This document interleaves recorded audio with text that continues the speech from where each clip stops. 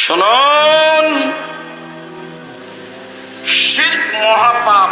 এরপরে সিরিয়ালে আসলো না, এই দুটা বারবার বলছেন আল্লাহর নবী। বাপ মায়ের অবাধ্য চলা মহাপাপ, তারপরে সিরিয়ালে আসলো না, বারবার আল্লাহ নবী এই কথা বলছেন। মিথ্যে সাক্ষী দেওয়া মহাপাপ, এরপর আল্লাহ রাসূল সিরিয়ালে এই দুটাই বলছেন। এই দুটাতে সামাজিক ভাবে মানুষ যত অপমান হয়, আর কোনো কিছুতে মানুষ তত অপমান হয় না। চোর যখন ধরা পড়ে তখন চোর চোরকে মারে, জেনার লোক যখন ধরা পড়ে তো আর একজন জেনাকার বলে যে শয়তানকে পিঠা মারো। এই দুটা পাপ। বাপ মায়ের অবাধ্য চলছে, দিন রাত করছে, সংসার নেই, শিরক করছে, ছেলে মেয়ে নারী পুরুষ একবারে বাংলাদেশের মাটিতে অন্য হয়ে শিরক করছে, বেহিসাব নির্দ্বিধায় ভালো মনে করে করছে। এটা তো আবার কুমিল্লা মানে নোয়াখালীর পাশে আছে, এটা স্বাভাবিক, এদের কাছে শিরক স্বাভাবিক, শিরক কোনো পাপ নয়। সম্মানিত দিনী ভাই বোন, বলছিলাম গান বাজনা বাদ্যযন্ত্র খেলতামাশা ভিন্ন ধরনের পাপ। আলোচনা যত শেষের দিকে যাবে পরিবেশ তত কঠিন হবে, আপনি খেয়াল করবেন। নাফে রাদিয়াল্লাহু তাআলা আনহু বলেন, আব্দুল্লাহ ইবনে উমর একদা বললেন, গান বাজনা বাদ্যযন্ত্র শুনে ফাওয়াজা ইসবাইহি ফি উজনাইহি, আব্দুল্লাহ ইবনে উমর কানের ভিতরে হাত ঢুকিয়ে দিলেন। ফানানাত তারিকে, রাস্তা থেকে দূরে সরে গেলেন। রাস্তা থেকে দূরে সরে গিয়ে আমাকে বলছেন, নাফে হাল তাশবু শায়ান, তুমি কি এখন বাদ্যযন্ত্র খেলতামাশা কিছু শুনতে পাচ্ছ? আমি বললাম জি না। আমি যখন না বললাম তখন তিনি ফারাফা ইসবাইহি মিন উজনাইহি, তার দুই কান থেকে তিনি আঙ্গুল সরিয়ে নিলেন। সরিয়ে নিয়ে বলছেন, নাফে শুনো, একদা আমি নবীর সাথে ছিলাম, কুনতু মান নবী সাল্লাল্লাহু আলাইহি সাল্লাম, একদা আমি নবীর সাথে ছিলাম। ফাসামিয়া মিসলা যালিক ও সালাম মিসলা যালিক, তিনি এইরকমই বাদ্যযন্ত্র শুনেছিলেন, তারপরে কানে আঙ্গুল ঢুকিয়ে দিয়েছিলেন, তারপর ওখান থেকে সরে গিয়ে বললেন, আব্দুল্লাহ ইবনে উমর, তুমি কি বাদ্যযন্ত্র শুনতে পাচ্ছ? আমি বললাম জি না। তখন তিনি তার কান থেকে আঙ্গুল সরিয়ে নিলেন, বলেন, আপনার ছেলের কানে ইয়ারফোন লাগা আছে, তখনও নাকি আপনি শিক্ষিত মানুষ, আপনার ছেলে 31st নাইট আনন্দ সহকারে পালন করছে, তখনও না আপনি নাকি শিক্ষিত মানুষ। জি না, এরাই হচ্ছে ইতর শ্রেণীর মানুষ, এরাই হচ্ছে থার্ড পার্সন মানুষ, এরাই হচ্ছে বর্বর অসভ্য মানুষ, ভৌলি হিসেব। বরং তাই নয়, এরা কুকুর শ্রীগারের চেয়ে খারাপ, এরা পশু প্রাণীর চেয়ে খারাপ। আমি এ কথা বলিনি। আল্লাহ বলেন, বুঝেও বুঝে না ওরা অন্তর আছে, বুঝে না, দেখেও দেখে না ওরা চক্ষু আছে, দেখে না, শুনেও শোনে না ওরা কান আছে, শুনে না। উলাইকা কাল আনাম, তারা পশু প্রাণীর মতো, তারা গরু ছাগলের মতো, তারা কুকুর শ্রীর মতো, ভালো মজাল, বরং তার চেয়ে খারাপ। এ কথা আমি বলিনি, এ কথা আল্লাহ তাআলা বলেন। সম্মানিত দিনী ভাই বোন, এই ছেলে বসো।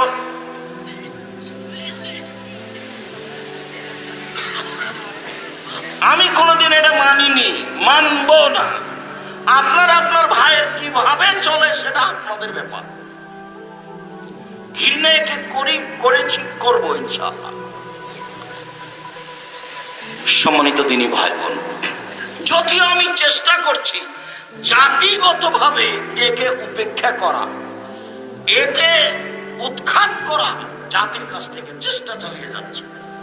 সেজন্যই মাঝে মধ্যে বলি, আমার মনে বড় সাধ, এই দেশের মাটিতে আমি উন্নত মানের প্রতিষ্ঠান গড়বই ইনশাআল্লাহ, যেখানে ছেলে মেয়ে বাংলা, ইংরেজি, আরবি উন্নত মানের শিক্ষা অর্জন করে জাতির অন্যায়ের বিরুদ্ধে লড়বে, মুখে কলমে মিডিয়েই লড়বে ইনশাআল্লাহ। তারা আমি বাস্তব দেখতে পাচ্ছি। দেশের সর্ববৃহৎ প্রতিষ্ঠান জামিয়া সালাফিয়া, শিক্ষা মানে দেশ বিদেশের শিক্ষক দিয়ে ভরপুর। সৌদি আরব থেকে আসেন শিক্ষক, বর্তমানে আছেন। ইন্ডিয়া থেকে শিক্ষক আসেন যারা বর্তমানে আছে, দেশের যারা আছে। খালি ভর্তি পরীক্ষায় গতকালকে উপস্থিত হয়েছিল প্রায় সব প্রতিষ্ঠান 2,5-3 হাজার মতো। একটা প্রতিষ্ঠানে উপস্থিত হয়েছে, তো পাগড়ি পরাইছে, হাফেজ 3-4টা হাফেজ পাগড়ি পরাচ্ছে। তো শেখ জোহানি, মোহাম্মদ জায়েদ আল জোহানি, সাবেক প্রফেসর মদিনা বিশ্ববিদ্যালয়, মদিনেরই মানুষ। তা আমাকে বলছে যে আব্দুর রাজ্জাক, আপনি আপনার প্রতিষ্ঠানে ছেলেদেরকে পাগড়ি পরান না কেন? আমি বলছি যে অন্তত 50 জন হবে হাফেজ এক বছরে, 50-55 জন। একটা মাদ্রাসাতে হিফখানাতে যত ছাত্র আছে তত ছাত্র ওখানে কোরআন হিফজ করে এক বছরে, তাই কয়টার পাগড়ি পরাবেন? মঞ্চে নিয়ে এসে মঞ্চ ভর্তি হয়ে যাবে, মানুষ বসবে কোথায়, এগুলো কি করবে কোথায়? যার কারণে সাধারণত এটা করা হয় না। শিক্ষা মানে শিক্ষক গুণে দেশ বিদেশের বড় বড় শিক্ষক, আয়তনে বিশাল প্রতিষ্ঠান। আপনার বাড়ির পাশে যেটা, সেটা এটা প্রায় এখন 100 বিঘা জমির উপরে, রূপগঞ্জ, নারায়ণগঞ্জ, ঢাকা, কাঞ্চন ব্রিজ, বাণিজ্য মেলার পিছনে প্রায় 100 বিঘা জমির উপরে। যেটা রাজশাহীতে সেটা প্রায় 40 বিঘা জমির উপরে। যেটা মহিলা শাখা সেটা প্রায় 60 থেকে 70 বিঘা জমির উপরে। দিনাজপুর প্রায় 20 বিঘা জমির উপরে। এরকম 8-10 বিঘা জমি আছে ফেনীতে, এভাবে 8-10 বিঘা জমি আছে ময়মনসিংহে, এভাবে 8-10 বিঘা জমি আছে কুষ্টিয়াতে, এরকমই কাছাকাছি পরিমাণ জমি আছে যশোরে, এইভাবে কিছু জমি আছে বগুড়ায়। প্রায় দেশে জামিয়া সালাফে গড়বে সময়ের ব্যবস্থা ইনশাআল্লাহ, ব্যবধানে ইনশাআল্লাহ। এরকমই জমি আছে আপনার এতে ওই চট্টগ্রাম শহরে, ইনশাআল্লাহ সময়ের গতিতে সব ব্যবস্থা। বরিশালে চলমান রয়েছে। আমি আপনার দুয়ার দিকে খালি চেয়ে আছি। দেশের সর্ববৃহৎ প্রতিষ্ঠান জামিয়া সালাফিয়া, শিরক মুক্ত প্রতিষ্ঠান জামিয়া সালাফিয়া, বিদআত মুক্ত প্রতিষ্ঠান জামিয়া সালাফিয়া, হিংসা মুক্ত প্রতিষ্ঠান জামিয়া সালাফিয়া, দল মুক্ত প্রতিষ্ঠান জামিয়া সালাফিয়া, সংগঠন মুক্ত প্রতিষ্ঠান জামিয়া সালাফিয়া। একসাথে বসে আছে 65-70 জন শিক্ষক। কেউ কারো ব্যাপারে মুখ খুলতে পারবে না। দল সংগঠনের কথা কেউ মুখ দিয়ে বের করতে পারবে না। যে আমি বলেছি জেহেনটা, অন্তরটা খাটো করবেন না, মনটা ছোট করবেন না, জেহেনটা প্রশস্ত রাখবেন, কারো বিরুদ্ধে মুখ খুলবেন না। কেউ যদি ধুইয়া ছেড়ে দেয় তবু মুখ খুলবেন না। দেখছেন না কিছুদিন আগে কেমন ধুইয়া দিল, খুব ভালোভাবে দেখলেন। এসব পাতা আমাদের পড়ার প্রয়োজন নেই। আমি কোনোদিন পিছন দিকে দেখি না কি আছে, দেখা লাগে না। আর কোনো কাজ চিন্তা ভাবনা করা লাগে না, এর সামনে দাঁড়িয়ে আছে তাই করি, আলহামদুলিল্লাহ। এতদিন 32 লক্ষ টাকা বেতন লাগছিল মাসে, 32 লক্ষ টাকা বেতন। প্রত্যেকদিন বিকালে লেবার মিস্ত্রি বিল 30,000, 40,000, 50,000, 1 লাখ এরকম আছে প্রত্যেক দিন। জমি কিনা তো আছেই। এইখানে যেটা আপনার রূপগঞ্জ, নারায়ণগঞ্জ মসজিদ যে অংশ শুরু হয়েছে তার পাইলিং খরচ আছে প্রায় 2 কোটি টাকা, মেঝে ঢালাই আছে প্রায় 2 কোটি টাকা। যান দেখে আসেন। এই যে 13-14 সম্মেলন আছে, যাবেন, মনটাকে ফ্রি করে যাবেন। দেখা দরকার নিজের জিনিস, সঠিক আকিদের জিনিস। বিশাল প্রতিষ্ঠান, আলহামদুলিল্লাহ, সঠিক আকিদের মানুষ। আমি চেষ্টা চালিয়ে যাচ্ছি, আল্লাহ তুমি কবুল কর। আল্লাহ। বলছিলাম সম্মানিত দিনী ভাই বোন, আল্লাহর নবী কানে আঙ্গুল দিয়ে গান বাজনা থেকে সরে গেলেন। সেই গান বাজনা আপনার দোকানে চলে, আপনাকে কেন খারাপ লাগে না? আপনার চরিত্র ইহুদি খ্রিস্টানের সাথে কেন মিলে গেল? হিন্দুদের সাথে কেন মিলে গেল? আপনার বিবাহ শাদীতে গান বাজনা বাদ্যযন্ত্র কেন চলে? আপনাকে খারাপ লাগে না কেন? আপনার চরিত্র হিন্দুদের সাথে মিশে গেল কিভাবে? আল্লাহ রাসূল এই কথাই বলছেন। একটু আবু মালিক আশআরী রাদিয়াল্লাহু তাআলা আনহু বলেন, রাসূল সাল্লাল্লাহু আলাইহি সাল্লাম বলেছেন, লা ইয়াসরাবান্না নাসু মিন উম্মতি আল খামরা, আমার উম্মত মদ খাবে, ওয়া ইসমুনাহা বিগাইরি ইসমিহা, নাম দিবে অন্য। এই কথাটা আপনাকে একটু স্পষ্ট করি। আমি কিন্তু বহুদিন থেকে বলে আসছি, সেটাই হলো পেপসি, ঠান্ডা, কোকাকোলা আসে। এক শ্রেণীর মানুষ বলেছেন না এটা নয়। তখন আমি বলেছি আচ্ছা ঠিক আছে, 1 মিনিটের জন্য 5 মিনিটের জন্য ধরে নিলাম যে ঠান্ডা পেপসি, কোকা কোলা, আরসি নয়, তো সেইটা কোনটা আপনি একটু বলেন না। আল্লাহর নবী যে বললেন আমার উম্মত মদ খাবে, নাম দিবে অন্য, তো বলেন সেটা কোনটা? আপনি যদি বলেন সেটা ইয়াবা, তাহলে ঠিক হবে না কেন? সবাই বলে এটা মদ। আপনি যদি বলেন সেটা হিরোইন, তাহলে এটা ঠিক হবে না কেন? সবাই বলে এটা মদ। আপনি যদি বলেন সেটা গাঁজা, তাহলে ঠিক হবে না কেন? সবাই বলে এটা মদ। আপনি এমন নাম বলেন যেটা মানুষে খাচ্ছে মদ, অথচ নাম দেওয়া আছে অন্য, সেটা বলেন। কোনো কথা নেই, শুধু খালি বিরোধিতা। বিরোধিতা তো অভাব নাই। আমি বললাম 7 ভাগে কুরবানি চলবে না 7 পরিবারে, এমন ভাবে বলছে যেভাবে, কে বলছে চলবে না? দিয়ে হাদিস 2-4টা মেরে দিচ্ছে। ও যে হাদিস 2-4টা মেরে দিচ্ছে, আমি আব্দুর রাজ্জাক বিন ইউসুফ, আপনার হুজুরের চেয়ে আমার মেধা বেশি নয়, তবে আমি চর্চা করি বেশি। আপনার হুজুরেরই মেধা বেশি। আমি তো 26-27 বছর থেকে ফতোয়া লিখছি, 16 সাল থেকে ফতোয়া বোর্ড পরিচালনা করি। আমি যখন ফতোয়া বোর্ডে বসি, তখন আমার সামনে বড় বড় বিদ্বান, ইন্ডিয়া জামিয়া সালাফ বানারসের হেড মুহাদ্দিস, যিনি বুখারীর শিক্ষক, তিনি আপনাদের জামিয়া সালাফে বুখারীর শিক্ষক, তিনি আমার সামনে বসে থাকেন। যারা মেধাই আহলে হাদিসের সর্বোচ্চ, জামিয়া সালাফে বানারস থেকে মদিনায় গেছেন, মদিনায় উচ্চ ডিগ্রি অর্জন করে এসেছেন, তারা আমার সামনে বসে থাকে। আমি ফতোয়া বোর্ড পরিচালনা করি 6-7 বছর থেকে। তা আপনি কি মনে করলেন যে আমি সে হাদিস জানি না? আর আল্লাহর অশেষ রহমত, 2-1টা হাদিস মুখস্থ নেই, হাজার হাজার মুখস্থ আছে। আপনি এমনিতেই ঢাকা পড়ে যাবেন, তারপরও মনে করি যে আপনার গোড়া বহাল থাক, কিন্তু আপনাকে মনে রাখতে হবে যে আপনি ভুল পথে আছেন। 7 জনে কুরবানি আর 7 পরিবার দুটা এক নয়। আমি বলেছি 7 দিনে আকিকা দিতে হবে, 14 দিনে 21 দিনে হাদিস ঠিক নয়। কেন আপনার মেজাজ এরকম হয়? সঠিক উপরে যায় না কেন? যাওয়া উচিত, ভাবা উচিত। সম্মানিত দিনী ভাই বোন, বলছিলাম যে আপনি বের করেন না সেটা কোনটা, যে মানুষে মদ খাচ্ছে, নাম দেওয়া আছে অন্য। এই পর্যন্ত বাক্য তো যা আছে আছে।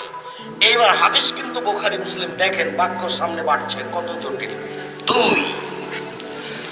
ইউযাফু বিল মাসিফ ওয়াল মুগান্নিয়াত, এই সময়ে নেতাদের, বিত্তশালীদের, শিল্পপতিদের সম্মান করা হবে নারী দিয়ে, গায়িকা দিয়ে, গান বাজনা দিয়ে, গান বাজনা বাদ্যযন্ত্র দিয়ে, গায়িকা দিয়ে এদের সম্মান করা হবে। এটা হলো 2 নম্বর বাক্য এই হাদিসের। সামনের গুলো আরো জটিল। 3 নম্বর বাক্য, ইয়াকসুফুল্লাহু বিহিমুল আরজা, এদের উপরে ভূমিকম্প হবে, এদের উপরে ভূমিকম্প হবে। 4 ওয়াইজালু মিনহুমুল কিরদাতা ওয়াল খানাজির, আল্লাহ এদের করে দিবেন সুর, আল্লাহ এদের করে দিবেন বানর, আল্লাহ এদের করে দিবেন শুকুর, আল্লাহ এদের করে দিবেন বানর। স্বাভাবিক নয়।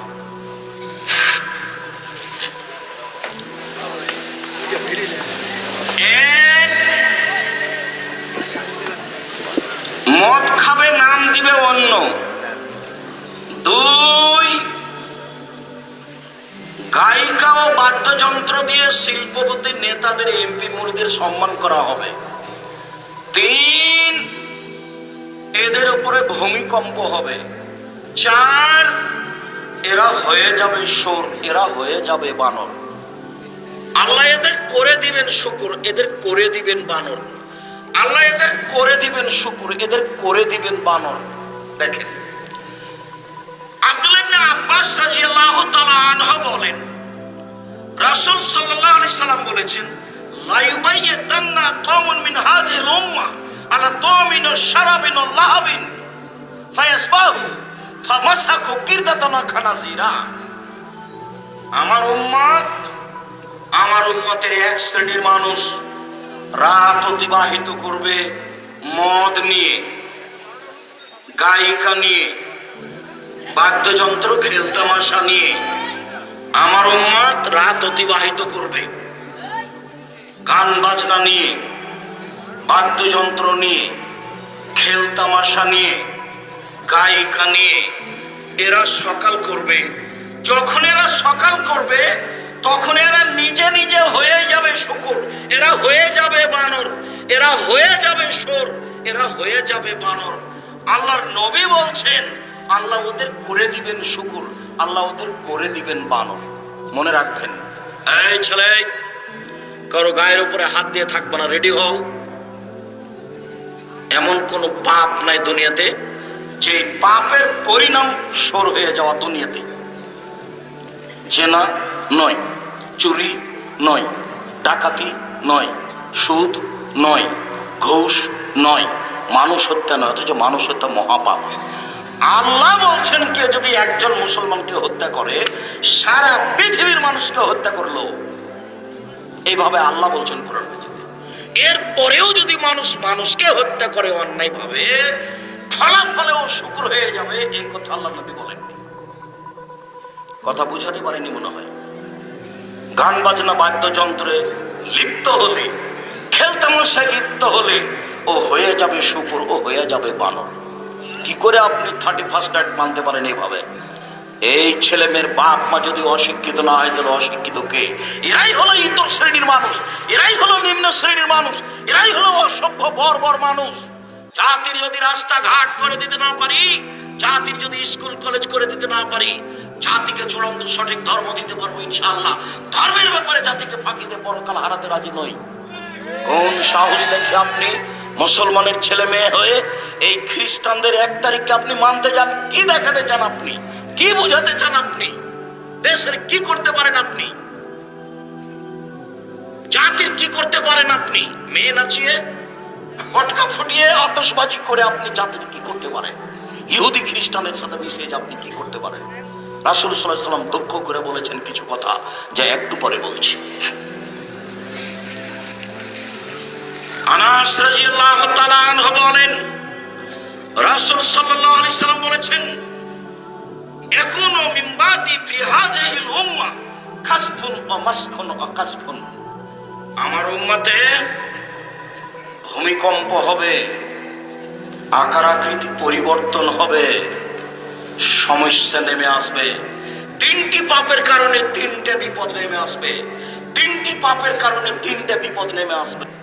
বিপদ 1, ভূমিকম্প হবে। বিপদ 2, সন্ধ্যায় থাকবে মানুষ, সকালে হবে শুকর। সন্ধ্যায় থাকবে মানুষ, সকালে হবে বানর। একবারে হুবাহু বানর হয়ে যাবে, হুবাহু শুকর হয়ে যাবে, শোর হয়ে যাবে। যারা গান বাজনা খেলতামাশা বাদ্যযন্ত্রে মত্ত আছে, যারা নাচ গানে মত্ত আছে, তারাই। সব হাদিস একই রকম।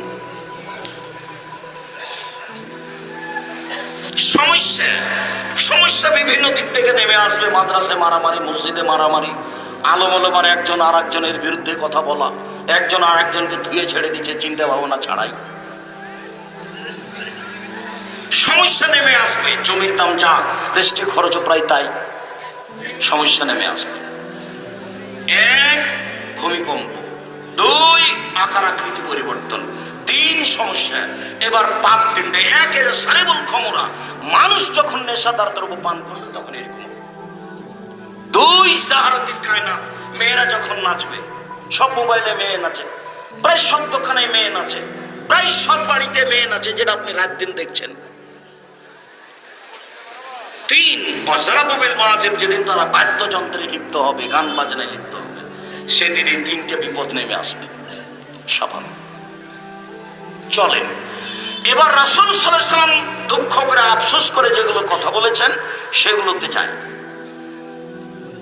সাওবান মাওলা রাসূলুল্লাহ সাল্লাল্লাহু আলাইহি সাল্লাম, সাওবান রাদিয়াল্লাহু তাআলা আনহু বলেন, আল্লাহর নবী বলেছেন, ইন্না মিম্মা তাখাওয়াফা লা উম্মতি, আমার উম্মতের উপরে আমি যেসব বিষয়ে আশঙ্কা ভয় করি, আমার উম্মতের উপরে যেসব আমি আশঙ্কা ভয় করি, আমার উম্মত সব পাপে লিপ্ত হবে।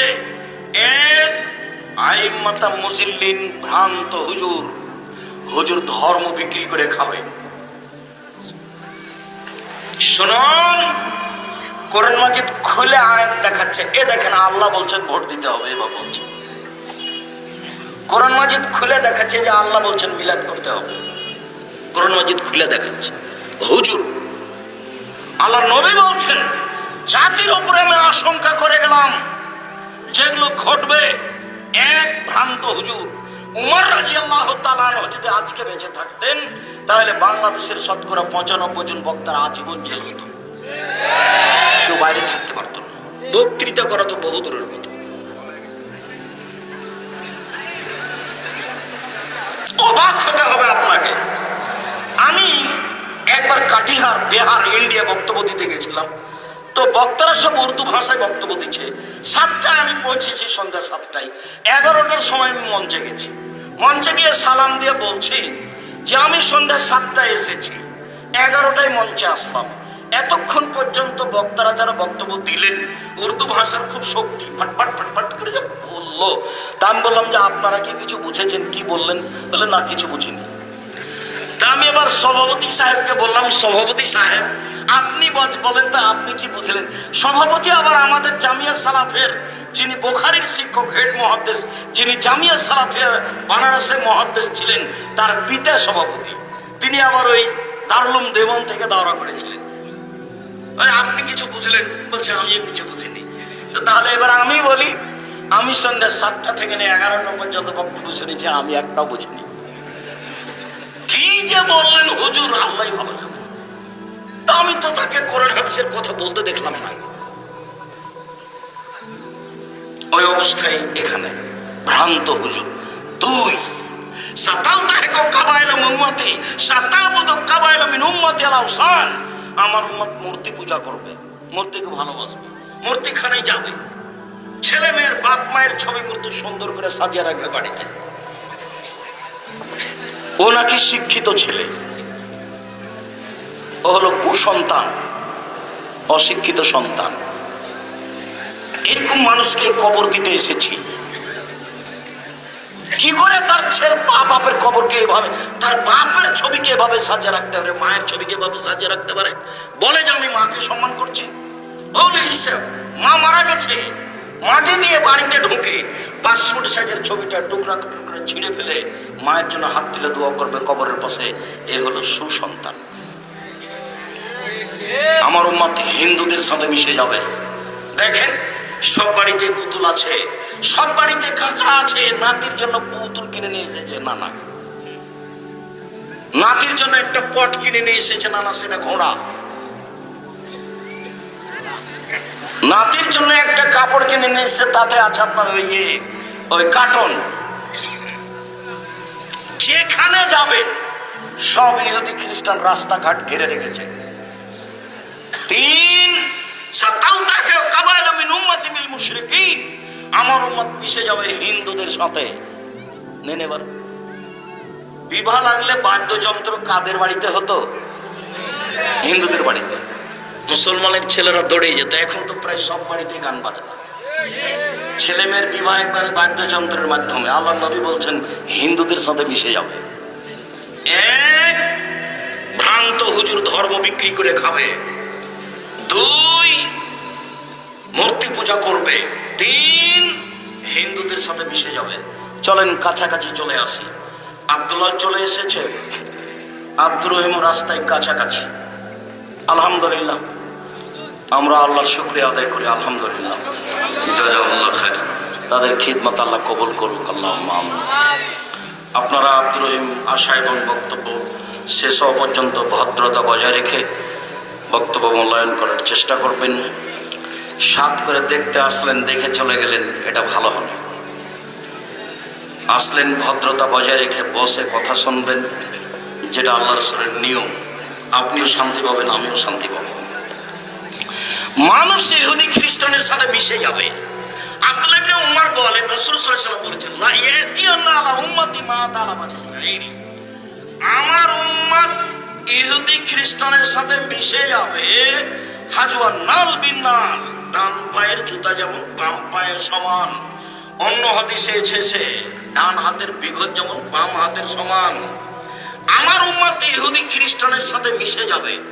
চাল চলনে, পোশাক আশাকে, খাতা কলমে, শিক্ষায়, চলাফেরাতে, গাড়ি বাড়িতে, সবকিছু যে আমার উম্মত তাদের সাথে মিশে যাবে। ডান হাতের বিঘত যেমন বাম হাতের সমান সমান সমান মিশে যাবে, ডান পায়ের জুতা যেমন বাম পায়ের সমান সমান সমান মিশে যাবে। এই কথা বলতে বলতে আল্লাহ রাসূল ভাষাগত নিচে নামলেন।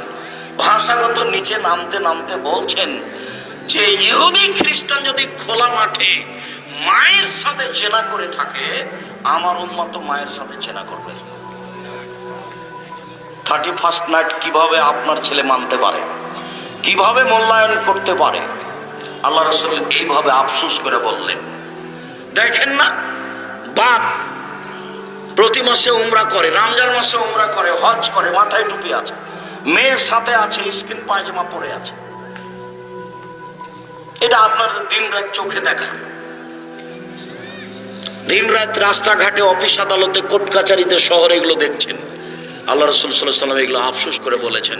সম্মানিত দিনী ভাই বোন, কথার শেষে এসে বলছি, আপনাদের ভালো জানা আছে জামিয়া সালাফের সবচেয়ে বড় শাখা আদ-দাওয়া ইলাল্লাহ। আদ-দাওয়া ইলাল্লাহ দেশব্যাপী মক্তব পরিচালনা করতে চাই, যেখানে কার্যক্রম হবে কোরআন শিক্ষা দেওয়া এবং আদর্শ আকীদা শিক্ষা দেওয়া। জামিয়া সালাফের এই বড় শাখাটি দেশব্যাপী মক্তব পরিচালনা করতে চাই। এর সুবাদে জামিয়া সালাফের পক্ষ থেকে মক্তবের শিক্ষক হিসাবে বা আপনার মসজিদের শিক্ষক হিসাবে ইমামতি করার জন্য জামিয়া সালাফের পক্ষ থেকে প্রশিক্ষণ দেওয়ার জন্য ভালো ভালো শিক্ষক রাখা আছে। সারা দেশ থেকে যাবে তারা ফিরি, আসবে তারা ফিরি, খাবে তারা ফিরি, বই পুস্তক পাবে তারা ফিরি। সারা দেশ জুড়ে যারা মসজিদ মাদ্রাসার ইমাম মক্তব পরিচালনা করছে, তারা জামিয়া সালাফে প্রশিক্ষণ নিতে পারবে। প্রশিক্ষক প্রস্তুত আছেন, যাওয়া তাদের ফ্রি, আসা তাদের ফ্রি, খাওয়া তাদের ফ্রি, বই পুস্তক তাদের ফ্রি। এটা জামিয়া সালাফের পক্ষ থেকে এটা বড় শাখা দাওয়া ইলাল্লাহ, তার কার্যক্রম এইগুলি। জামিয়া সালাফের সম্মেলন এইখানে রূপগঞ্জে 13-14 ফেব্রুয়ারি। দেশের বিদ্বান থাকবেন, পাকিস্তান থেকে থাকবেন আশা করি, ইনশাল্লাহ সৌদি আরব থেকে থাকবেন, দেশ বিদেশের বিদ্বান থাকবেন ইনশাল্লাহ। অবশ্যই অংশগ্রহণ করবেন। জামিয়া সালাফের দেশ জুড়ে প্রতিষ্ঠান করতে চাই, ছেলেমেয়ের আকীদা সংশোধন করতে চাই, তারা মানুষকে পরকালমুখী করতে চায়। দেশের শিরক মুক্ত বড় প্রতিষ্ঠান জামিয়া সালাফিয়া, বিদআত মুক্ত প্রতিষ্ঠান, দল মুক্ত প্রতিষ্ঠান, সংগঠন মুক্ত প্রতিষ্ঠান, হিংসা মুক্ত প্রতিষ্ঠান, সর্ববৃহৎ শিক্ষা মানে শিক্ষক গুণে, শিক্ষক সংখ্যায়, আয়াতনে যথাযথভাবে মূল্যায়ন করবেন আশাবাদী ইনশাআল্লাহ। আব্দুল্লাহর মুখে অতীব গুরুত্বপূর্ণ কথা শুনবেন। আব্দুর রহিম আসছে, রাস্তায় আছে কি চলে এসেছে, অবশ্যই ভদ্রতা বজায় রেখে কথাগুলি শোনার এবং মানার চেষ্টা করবেন। আল্লাহ আমাদের আপনাদের তৌফিক দান করুক। আল্লাহুম্মা আমিন।